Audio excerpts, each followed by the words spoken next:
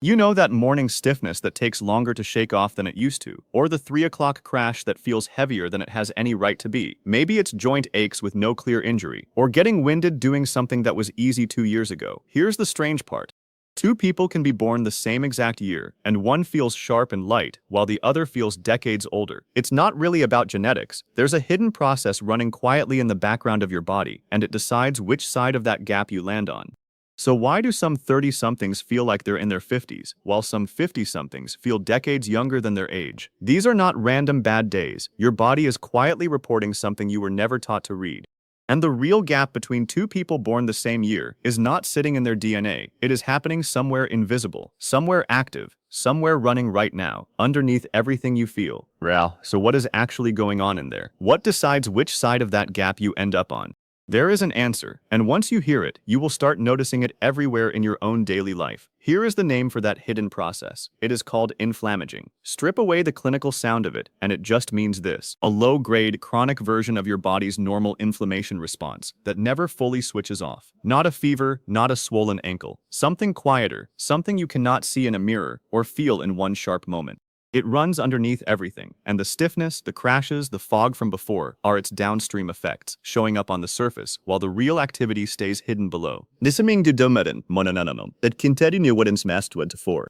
It is not supposed to be a background hum that plays all day every day. It is supposed to be a short-term repair alarm. Think of it like a smoke detector wired into your immune system. You twist an ankle, and inflammation floods the area, swelling it, protecting it, sending in repair crews.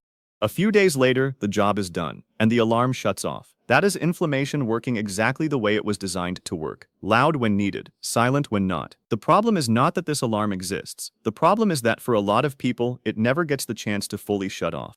It keeps getting re-triggered before it resets, so instead of a short, sharp response followed by quiet, you get a low buzz that never quite goes away. And the triggers for that buzz are not rare or dramatic. They are things that fit quietly into an ordinary week. Poor sleep is one, chronic stress is another, long stretches of sitting, frequent spikes in blood sugar. None of these look like an emergency in the moment, but your immune system does not know the difference between an emergency and a pattern. It just responds to what is in front of it, over and over.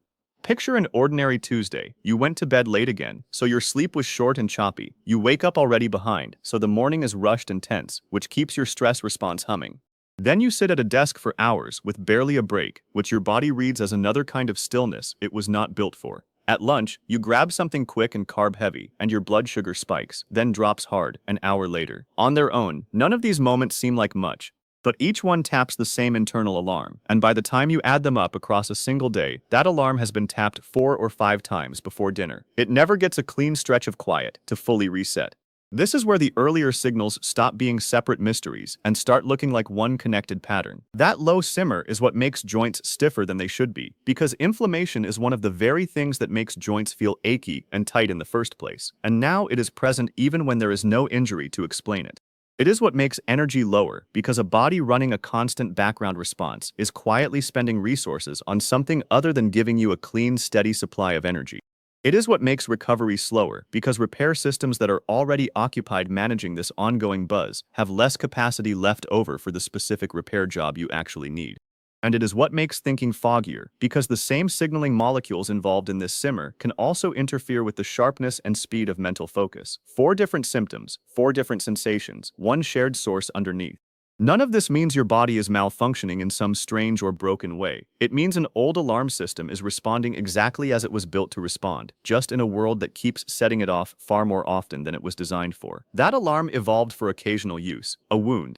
An infection, a physical threat that shows up, gets handled, and disappears. It was never built to face daily sitting marathons, near constant low-level stress, chopped-up sleep, and multiple sugar spikes strung together week after week. So it is not failing, it is simply overworked, treating modern daily life as if it were one long string of small emergencies.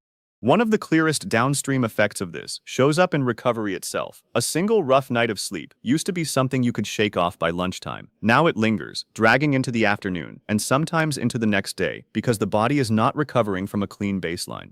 It is recovering from a baseline that already has some of this simmer sitting inside it. And this is where the real difference between two people the same age starts to make sense. It has nothing to do with how big or dramatic their alarm can get in a crisis. Both of their systems are fully capable of a strong, healthy inflammatory response when something serious actually happens. The difference is what their alarm does the rest of the time, in the ordinary hours when nothing is technically wrong. In one person, the alarm fires, settles, and stays quiet until the next real trigger. In the other, it fires, barely dips, then gets tapped again before it ever fully quiets down, so it stays lit at a low level almost continuously. Same alarm, same design, completely different pattern of use. Here is the part that changes everything about how you see this. That alarm is not stuck. It is not broken. It has a natural off switch built right into it. The only reason it stays lit is that the daily triggers keep pressing the button before it ever gets a chance to fully release, which means the goal is not to fight your body or override it. The goal is simply to give that switch a moment where nothing is pressing on it. One of the clearest triggers hiding in an ordinary day is the blood sugar spike that follows a big meal. You eat, your blood sugar rises, and if it rises fast and stays high for a while, that spike itself feeds directly into the simmer, adding one more small log onto a fire that is already burning quietly in the background. This is not a dramatic event.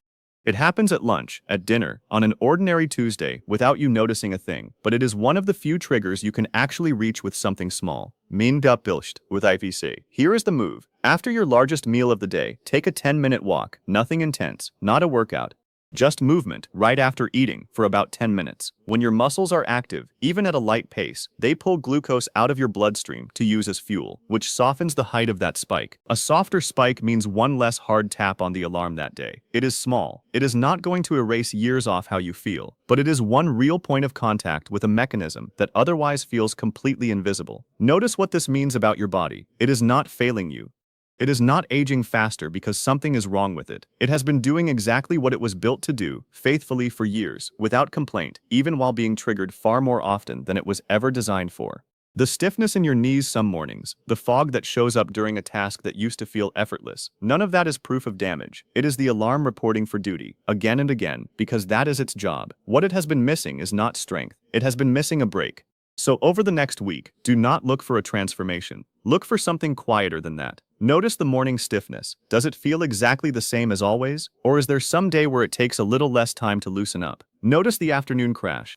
Is it still hitting at the same intensity, or does one day feel slightly more manageable than another? Notice recovery after a rough night of sleep. Does it drag the same way, or does it ease up even slightly sooner than it used to? These are not proof of anything guaranteed. They are simply the signals worth paying attention to now, because you understand what they are actually connected to. Think back to that gap between two people born in the same year. One feeling sharp and light, the other feeling decades older, with nothing in their genetics to explain the difference. That gap was never really about age. It was about how often that internal alarm gets triggered and how much room it gets to reset in between. The same quiet simmer that made your joints feel stiffer, your energy feel heavier, and your thinking feel foggier than your actual age would predict, is exactly the thing a 10-minute walk after your biggest meal starts to gently cool. Not a cure, not a guarantee. Just one small, repeatable act of turning the volume down on an alarm that has been running louder than it needs to. A mystery you could not see finally has a place where you can actually put your hand on it. Today, after the very next meal you eat.